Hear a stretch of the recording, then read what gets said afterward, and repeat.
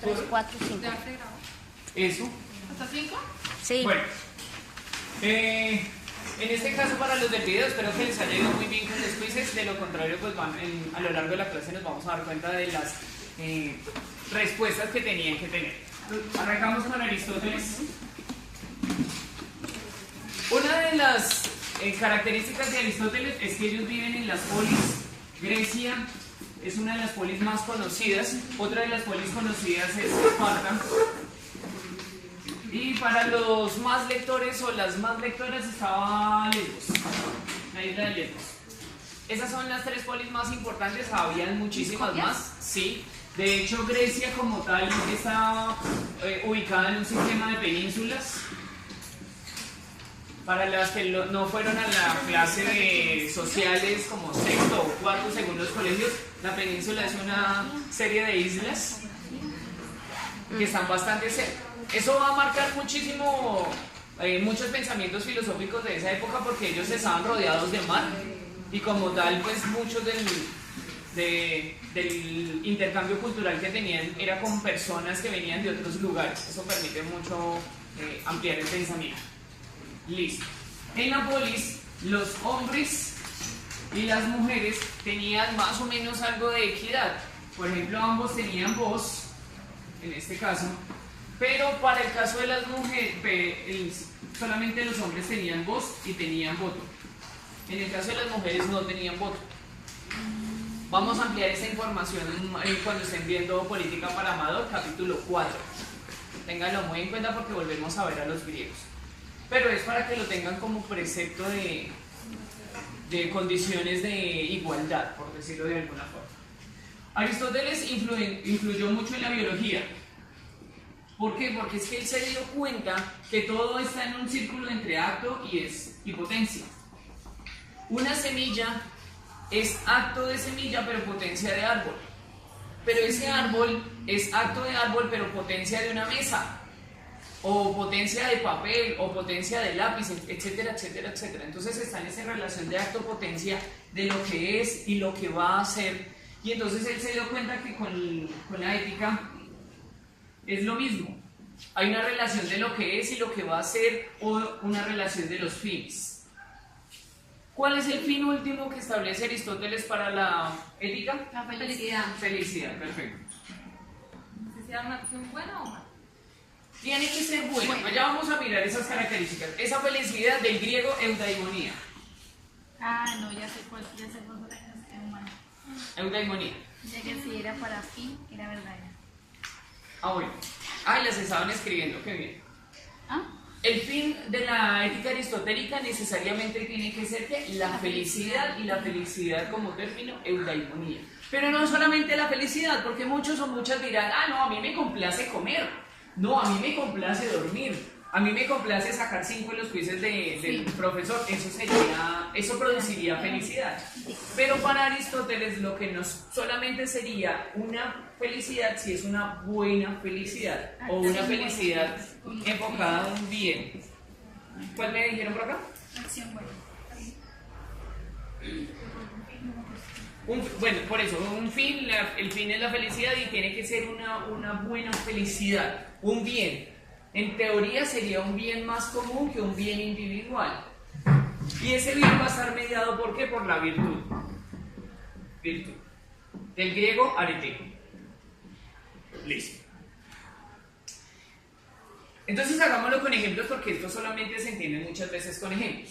Yo voy a pasar la calle y al pie mío está una viejita. Yo digo, ¿la ayudo o no la ayudo? No, yo no la quiero ayudar. Hasta el momento no es una mala acción porque realmente esto lo estoy diciendo, esto es una ética de las acciones obligatoriamente y no me podrían a mí juzgar por este tipo de actos. ¿Ya firmaron las 3? No me podrían juzgar por este tipo de pensamiento, perdón. Pero si yo actúo y actúo mal, ahí sí me pueden juzgar. Entonces yo digo, no, la voy a ayudar a pasar. Y entonces, no, voy a llegar con ella hasta el otro lado y le digo, listo, arriba, prum, me la echo al hombro y arranco a correr con ella hasta el otro lado y al otro lado, prum, la descargo. La ayudé a pasar, pero como tal la acción no fue enfocada perfectamente a un bien porque no fue virtuosa. Sí intenté ayudarla, sí obré, pero obré mal. estoy haciendo mal las cosas. ¿Cómo sería la finalidad en la ética aristotélica? Pues ayudar a esta ancianita a cruzar la calle haciendo mi acción una acción virtuosa y pues obviamente conservando la integridad de esta ancianita. ¿Hasta ahí alguna duda, pregunta o inquietud? No, sencillamente fácil. Por lo tanto, repito, yo puedo pensar en no ayudarla y no estoy obrando mal. En cambio, en Kant, ahí sí va a haber un punto bastante fuerte en el pensamiento. Listo. ¿Vieron la película Hércules de Disney? Bien. Todos los que... Hércules de Disney, el que pierde la inmortalidad, el de la mucha fuerza, no me lo vayan a confundir con Sansón, por favor, no me lo vayan a confundir. No he visto la película de Sansón de Disney, pero no lo vayan a confundir. Bueno. El ejemplo básico sería, para las que no vieron la película, pues obviamente me perdonan porque me va a tirar el final, pero pues ya para qué. Vean la película nuevamente a la luz de la ética aristotélica y verá que van a entender más fácil a Aristóteles.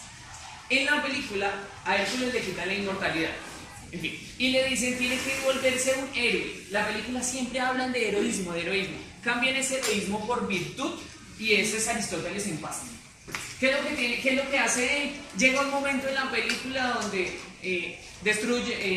acaba con monstruos, salva a Raimundo y a todo el mundo, lo conocen, hacen la parafernalia económica de que tienen hasta los muñequitos en los iconos y los vasos de él, pero no se ha vuelto todavía un héroe.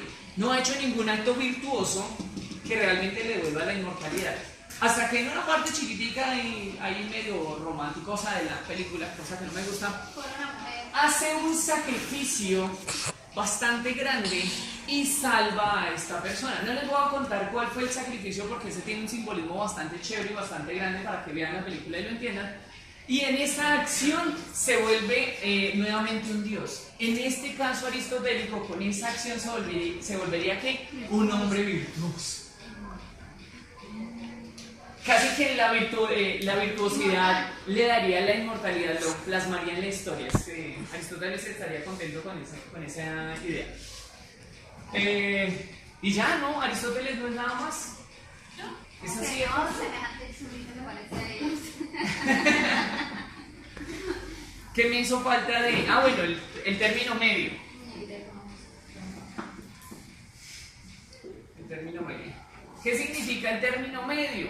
Es que Aristóteles también se dio cuenta que hay personas que pueden obrar toda su vida hacia los buenos fines. Pero el problema es que también hace una recomendación que es bueno encontrar como un equilibrio entre los dos niveles. El no hacer absolutamente nada y el mantener haciendo el bien a toda hora, porque es que al estar haciendo el bien a toda hora se olvida de sí mismo. Y no tiene que olvidarse de sí mismo. Y en cambio, si se va hacia el lado negativo, solo yo, no todo para mí, nada para los demás, cae en el egoísmo extremo y no obra por los demás. Esto, enfocado en la polis, es importantísimo porque es que solamente en la polis yo soy. Solamente en la polis. Infortunadamente nosotros no conocemos ese contexto del exilio, porque en esa época para las personas que cometían alguna falta no eran aceptadas en su polis, inmediatamente las sacaban de los muros de la ciudad y los mandaban a morir. Uno dice hoy en día, pues sáquenme del país, me voy para otro lado, me voy para abajo de un puente, etcétera, etcétera, etcétera, porque las condiciones de supervivencia son mucho más grandes. En cambio para esta época no, si salías de los muros, literalmente en pocas semanas ibas a morir. ¿Por qué? Porque uno no tenía las condiciones que tenemos ahora. Dos, la población se recluía en ciertos lugares bastante alejados los unos de los otros y la cantidad de animales salvajes que habían fuera de los muros de las polis o los lugares de donde se reunían las ciudades o congregaban las ciudades, pues era el mayor. Entonces por eso preferían morir dentro de la polis que ser exiliados. Ahí vamos a tener el caso de Antígona, ahí vamos a tener el caso de Sócrates, ahí vamos a tener el caso bueno, se me va el otro caso, que son de la literatura griega clásica. ¿Algo que me haya hecho falta de Aristóteles? De Aristóteles hablan sobre todo lo que él hacía anterior, se aprendía mediante la experiencia.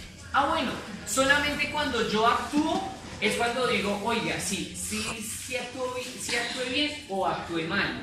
porque yo me lo puedo haber imaginado de una forma, pero cuando lo llevo al acto como tal, sale de otra forma. Ah, bueno, la buena voluntad es enfocar los 7 hacia los buenos fines. La voluntad de hacer el bien. Ah, porque es que el ser humano es zoopoliticón. ¿Es el segundo Aristóteles? Sí, zoo, animal, político.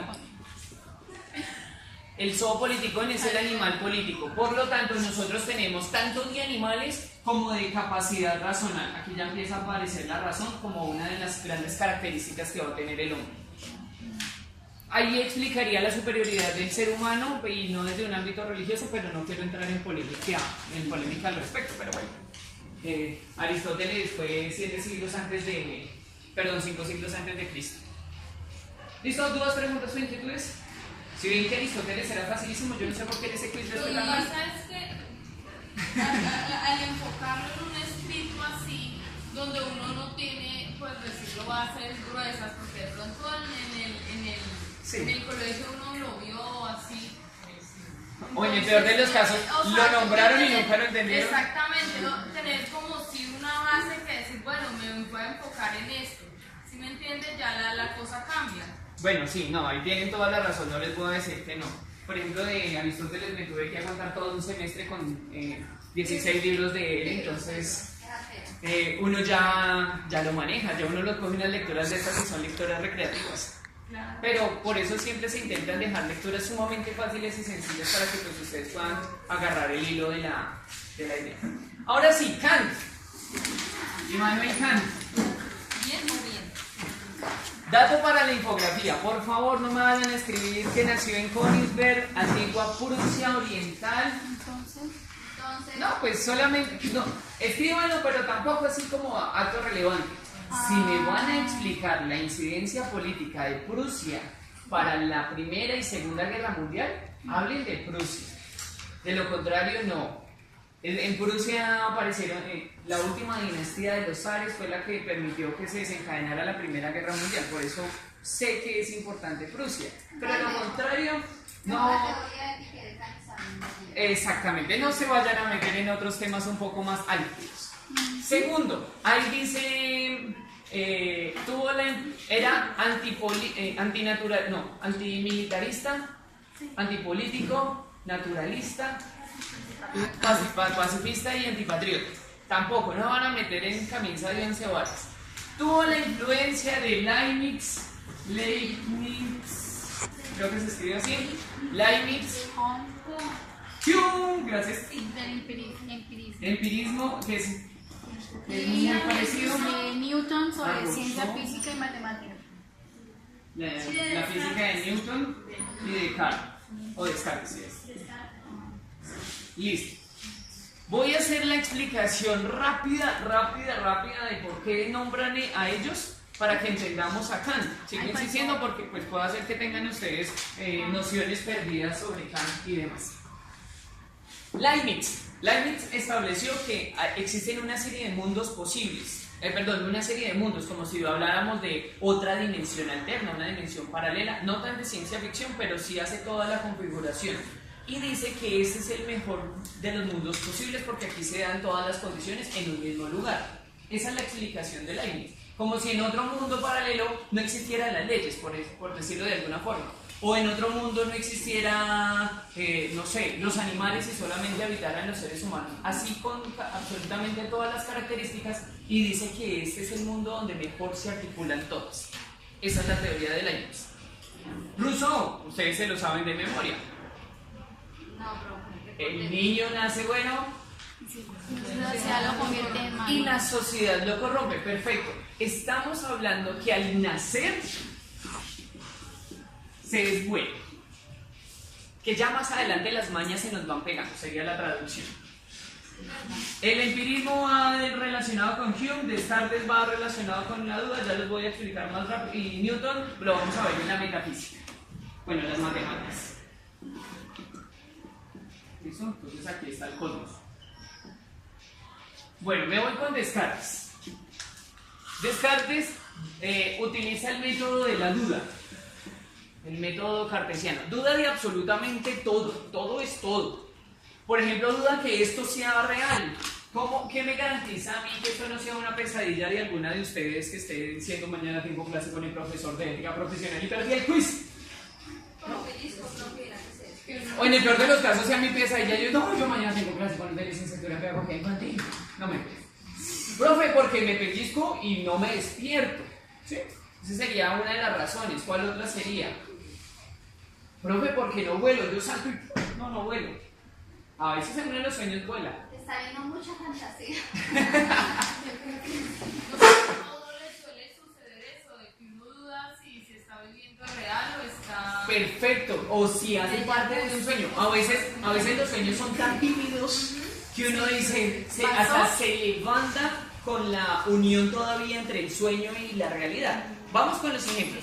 Este es el primer ejemplo, yo sé que a muchos o a muchas no les ha pasado, pero lo tengo que decir. Se acuestan o están con bastantes ganas de ir al baño y no se aguantan, y curiosamente y casualmente sueñan que están en un baño y cuando se despiertan, cambien de colchón. Listo. Ahí supusieron que estaban en el sueño, pero en la realidad estaban viviendo ese acontecimiento. Bueno, ese casi no nos pasa. El segundo, por excelencia, sueñan que están cayendo y el vacío visceral y lo sienten hasta cuando despiertan y todavía sienten el vértigo en las entrañas. El vértigo es visceral. Otra por excelencia, pasa un balón o una pelota y le van a pegar una patada y saltan en la cama. O van a bajar un escalón y sienten que saltan en la cama. Y el que a mí me gusta y me encanta, porque es que une totalmente la realidad y el sueño, sueñan que tenían algo en la mano. Uno de mis estudiantes en algún momento me dijo, profe, yo me estaba comiendo un postre muy rico y me desperté a buscarlo. Y está la ausencia en la mano de tener la cuchara. Algunos soñamos con llaves en la mano y no las encontramos. Esa serie de sensaciones también las tenemos presentes y decimos, pero ¿dónde está? Levantamos la almohada, cosa ver, la almohada, ¿dónde está? Pero yo lo tenía. Y uno ni cae en cuenta y algo así pasa en el cerebro y eso va a seguir descansando mientras tanto, pero no se dan cuenta que estaban en la alcoba, en la pieza. Cuando se le caen a uno los dientes, que está horrible, se levanta a mirarse al espejo, si pasó, porque lo sintieron tan real que no podemos diferenciar del sueño. Descartes se concentra en eso y entonces él empieza a dudar de absolutamente todo y dice, no, pero es que ni siquiera de lo que yo veo, porque los que conocen las descripciones cromáticas, nosotros vemos en tonalidades de luz y las serpientes ven en calor. Entonces no se puede decir, ay, es que lo que vemos nosotros en la realidad es tan real como lo que ven las serpientes que ven en calor. Profe, y a veces, pues no sé, pasa que a veces uno dice que por aquí ya pasé. Bueno, los déjà vu. Descartes no hablaría de los déjà vu, estaríamos hablando de otro tipo de pensamiento, más los hindúes. Los hindúes sí piensan que el déjà vu es posible porque ellos suponen que el desdoblamiento del alma es posible. De nosotros, casi que Leibniz tendría que reconocerlo porque estaríamos en otro nivel, el nivel astral, y entonces el alma viaja por diferentes lados y puede conocer aún mucho más de lo que nosotros conoceríamos de forma consciente. Hay seminarios, hay reuniones completas de gente que supone que el desdoblamiento del alma y el plano astral son muy ciertos. No podría asegurarlo, hasta allá no he adelantado mis estudios. Entonces Descartes duda de absolutamente todo. Y es más, nosotros también deberíamos dudar si lo que estamos viendo es real. ¿Han visto ustedes este video por redes sociales de las personas con daltonismo? Que una empresa fabricó unas gafas y se las ponen y ven los colores como deberían ser. Bueno, aunque no se me olvide, lo publico en la plataforma.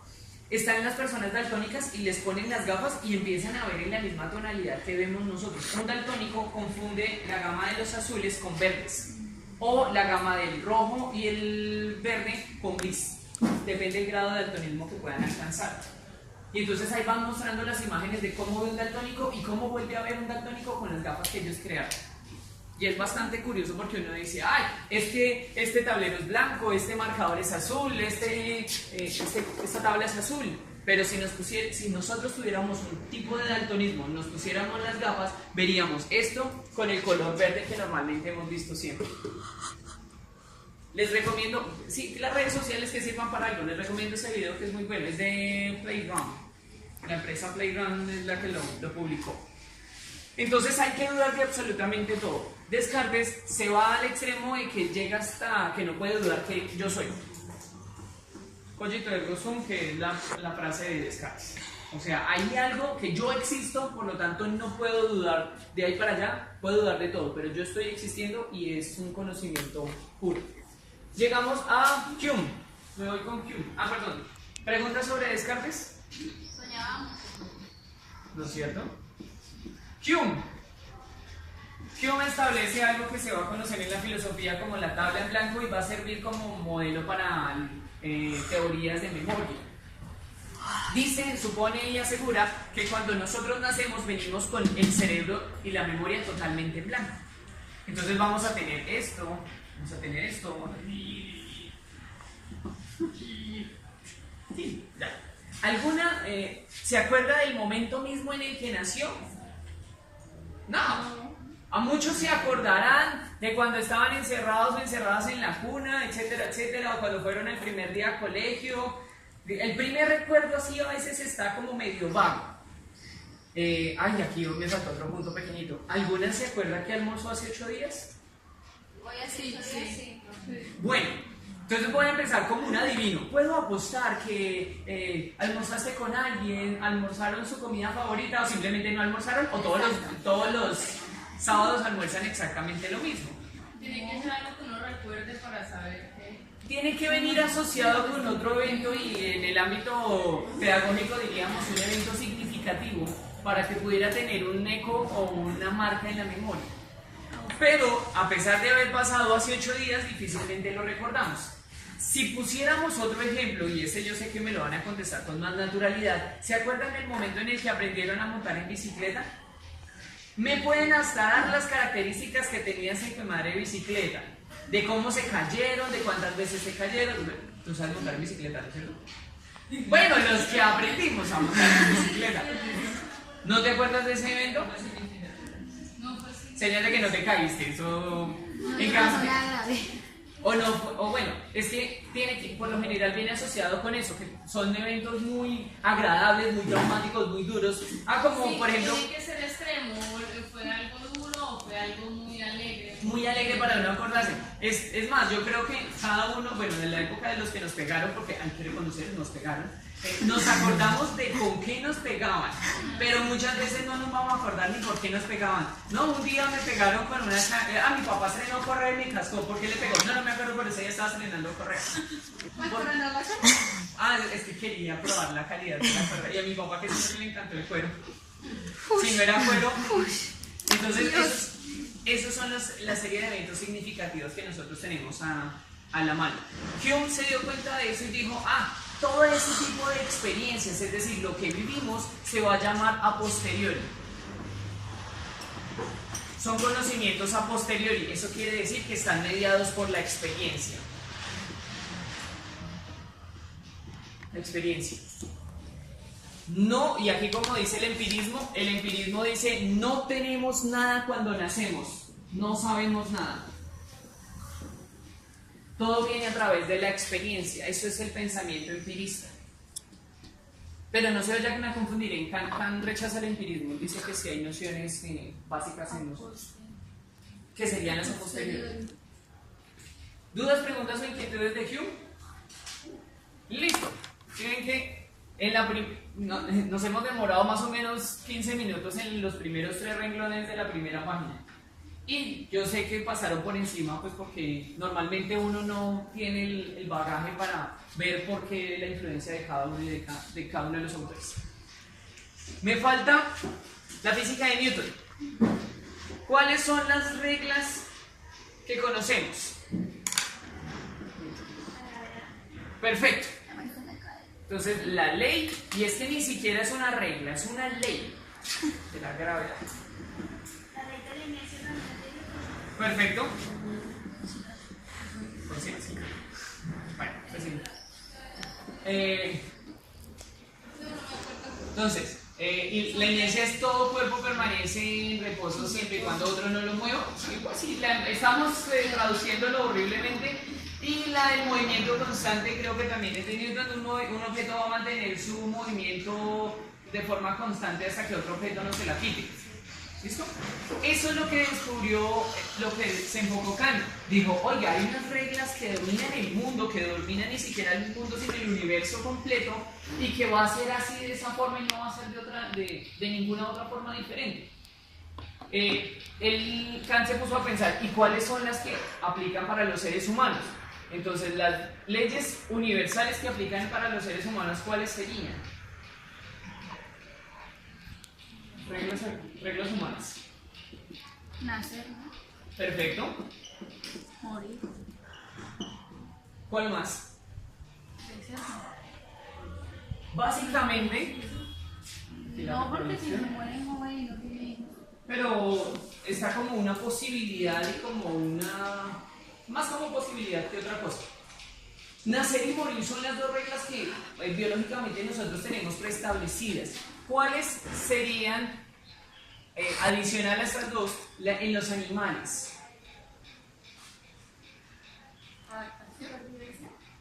Listo, supervivencia, adaptación. ¿Y esa supervivencia cómo se da? Por el que más. Como el león que come. Bueno, sí. Pero por eso, pero biológicamente, ¿eso cómo lo llamaríamos? Que no es adaptación, pero es la supervivencia. Y esa característica, ¿cómo están ellos? El instinto más fuerte. Ese instinto, ¿cómo sería? Bueno, pongámoslo instinto. No, porque no todos son. Sería instintivamente. ¿Y eso se lo enseñan a los animales? No, eso quiere decir que este instinto es innato. Kant se dio cuenta que dentro de las leyes que dominan el mundo, el universo y las leyes que dominan el mundo, dentro de esas está el instinto para los animales, Entonces ellos no necesitan aprender, ellos no tienen que hacer un cursito de ética profesional para saber muchas de las condiciones de supervivencia en el medio natural. Aquí en Villavicencio es fácil de establecer esos ejemplos. Yo creo que muchos han visto nacer un potro o un becerro o lo que fuera, una vaca. Y saben que nace e inmediatamente, es que eso no pasa ni 10 minutos y ya deben estar caminando, brincando y saltando. Ni 10 minutos. ¿Por qué? Porque el que no hace eso se muere, se engarrota y se muere. Me acuerdo cuando mi abuelo nos tenía que no, que muévalo, que levántelo. Pero abuelito, que lo levante, hombre, le estoy dando una orden. Y uno tenía que levantarlo, forzarlo a levantar para que él estirara las paticas, el potro estirara las paticas y empezara a caminar. Tembleque al principio, pero empezaba a caminar. Nosotros somos tan imperfectos que necesitamos ¿cuánto? 1 año o más. Ay, ya, te voy a poner de ejemplo. Para caminar, habrá mamás, no, habrá por ahí unas mamás que dirán, no, profe, los niños caminan en menos. Es más, los míos ni gatearon. ¿Sí? Ah, bueno. ¿Por qué? Porque es que las personas que no gatean se van de cara, me están grabando. Se van de cara, no desarrollan la profundidad y la reacción de poner las manos. Es que ese es el desarrollo de los niños cuando están pequeños, cuando están gateando, muchos, por eso cuando están en la cama ruedan y les parece igual que van como si estuvieran en el mismo plano, no tienen el desarrollo de la profundidad. Eso se lo da el gateo. Pero hay unas mamás que, en nuestro caso, que creen que los niños tienen más capacidad, tienen más inteligencia porque caminaron. Más rápido que otros. Pero aún así no se nos quita que necesitamos casi 1 año para adquirir esa habilidad, ni siquiera tendría que ser algo necesario en nosotros. ¿Listo? ¿Dudas, preguntas o inquietudes? Bueno, Rousseau, el hombre nace, vuelve y la sociedad lo corrompe. Entonces, cuando empezó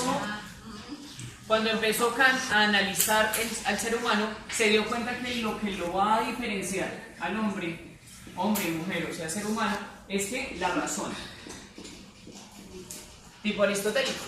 La razón es lo que más va a primar sobre cualquier otra de las condiciones que nosotros vamos a tener sobre los demás animales, sobre los otros animales. Y en esa razón hay una parte a priori y a posteriori. En lo a priori vamos a tener las leyes universales y las En lo posterior vamos a tener las máximas. Todas las leyes a priori van a ser universales. Ay, aquí está. Necesitaba aquí escribir particulares. Universales necesarias y las a posteriori son contingentes. Son totalmente contingentes. Esas son las dos características más importantes que tenemos. Necesarias y particulares o necesarias o contingentes. Bueno, Kant va a decir en una de las partecitas ahí enredadas que tienen en la lectura: obra de tal forma que la máxima de tu obra pueda ser considerada ley universal. No lo dice textualmente así, pero tiene unas similitudes. No lo vayan a confundir con el principio de humanidad, que dice obra de tal forma que tomes a los demás como fines en sí mismos, sino como medios. ¿Sí lo encontraron? ¿Sí lo pescaron en este montón de hojas? Bueno, lo a priori estaría dentro de nosotros antes de nacer. Se va a ubicar, y me faltó explicarlo, en el ámbito en el campo de la metafísica, que es bastante importante. ¿Por qué? ¿Cuáles son las representaciones del número 1? Empiecen a decirlas.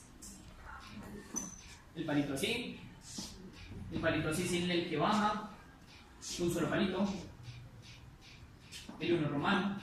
Esa era la gracia era que participarán ustedes. ¿Qué otra representación tiene el 1? Bueno, si estamos hablando un punto, bien, ¿cuál más? Bueno, ahora en idiomas, yo les puedo decir las dos. 1, igual. Me llevé las más fáciles, ahora empiecen ustedes con los demás idiomas. Francés.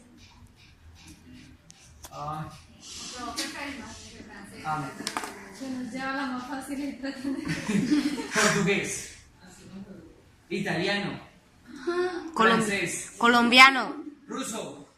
Alemán. Kurdo. ¿No? Bueno. Me sé el 1 en coreano. Hana. El 1 bueno, me habían dicho en una clase cómo era el 1 en japonés, pero se me olvidó. No me lo aprendí. Sea la representación que sea, lo vamos a reconocer de forma inmediata, aún así sin haber visto físicamente o materialmente un número 1. Por eso es que es tan importante para nosotros en el desarrollo de los niños pequeñitos, las niñas pequeñitas, poderles enseñar muchas veces la matemática. Para ellos va a ser muy duro si no se le enseñan de una forma agradable. ¿Por qué? Porque como nunca han visto un 1 y así vean este 1, no van a ver el correlativo en la realidad. Yo veré los simbolismos, pero no voy a ver como ver una paloma volando. Si ellos vieran la paloma volando, yo le digo, eso es un 1, los niños ya lo entenderían mejor. Pero como no tenemos el correlativo del 1, no lo entienden. Esa parte es bastante importante y se las dejo en las manos de ustedes. ¿Por qué? Porque para eso tienen que ustedes desarrollar ese tipo de habilidades. Cierro paréntesis. La metafísica sería la capacidad de comprender este tipo de cosas que no están dentro de la realidad. Por eso es tan importante en el Kant. Y en la parte metafísica enfocada en la ética vamos a tener que las leyes universales. Las leyes universales van a estar dentro de nuestra mente de una forma a priori, casi que innata, y no las vamos a ver en la realidad, pero sí vamos a tener esa capacidad de comprenderla por el uso de razón que tenemos. ¿Se ventilado así? ¿Listo? Entonces, ese innatismo está asociado con la metafísica y con la razón. Kant decía, sí, hay cosas que nosotros vamos a hacer socialmente. Aquí estas son todas las normas sociales. Todas. Hay reglas sociales que nosotros nos vamos a poder ir metiendo en la cabeza y conservarlas. Una de ellas, ¿cuál es? La que yo les decía del principio de humanidad. ¿Cómo dice el principio de humanidad? A las demás personas como fines en sí mismo y no como medios. Entonces, fin en sí mismo es que esa persona es valiosa en sí misma y no un objeto que yo voy a utilizar. Yo podría decir, esa regla no estaba dentro de nuestra cabeza, pero por medio de procesos históricos como la esclavitud y demás, después terminaron siendo a priori para nosotros. esa sería un ejemplo de cómo reglas que pueden ser contingentes pasan con la historia a ser necesarias. ¿Por qué? Porque la razón no nos va enseñando, va quedando pregnado en nuestro cerebro. ¿Listo? ¿Dudas, preguntas o inquietudes hasta aquí? Esto está muy fácil. Eso está facilísimo. Listo. Y por último, entonces el párrafo, obra de tal forma que la máxima de tu obrar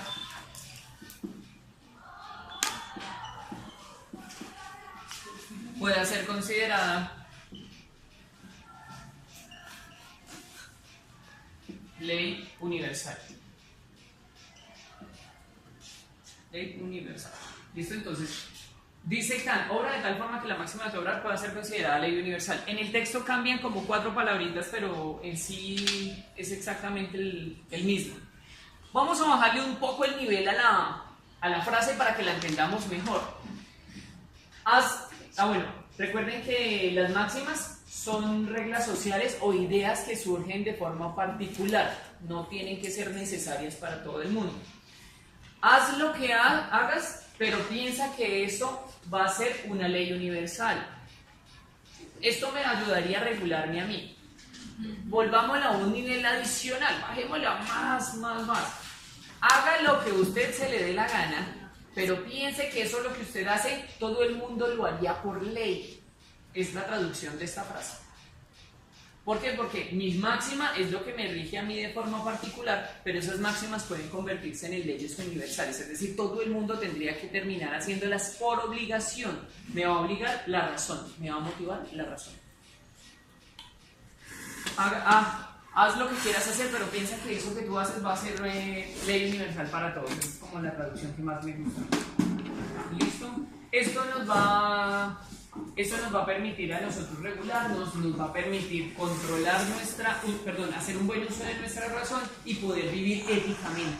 Y vivir por esa es una ética de deberes. No, el delfín es Aristóteles. Mi deber es cumplir con mi razón y mi razón me dice que tengo que cumplir las normas. Ese sería el resumen básico y grande de Kant. ¿Dudas, preguntas o inquietudes?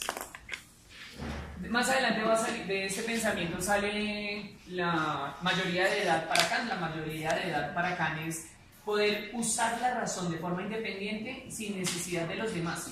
Esa sería la mayoría de edad para Kant. Eso explicaría que muchas personas a los 40 años no son mayores de edad, así tengan cédula.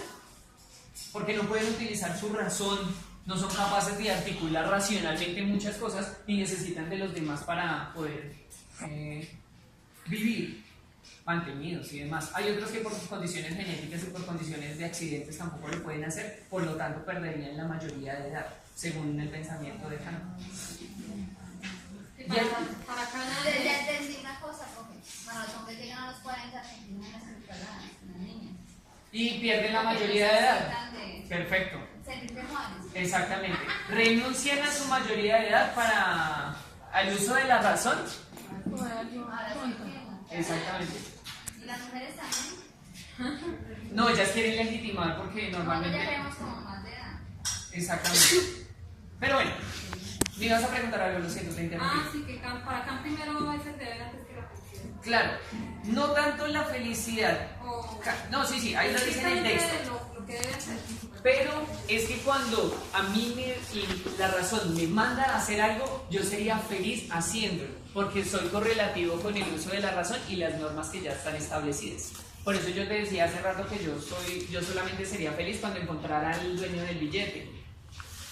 ¿Por qué? Porque según en la filosofía kantiana, si se pierde un billete de 50.000 pesos aquí en el salón o aquí en la sede de la Salle completa, tendría que aparecer un solo dueño o una sola dueña, no aparecerían muchos como suele pasar. Entonces uno podría poner en las redes sociales: me encontré un billete de 50.000 en uno de los salones de la sede de la Salle, ¿de quién es? Y lo podríamos masificar y desde el pensamiento kantiano solo aparecería un dueño. ¿Por qué? Porque todos racionalmente se dirían: ¿a mí se me perdió un billete? No. ¿Ese billete es mío? No. ¿Lo tengo que reclamar? No.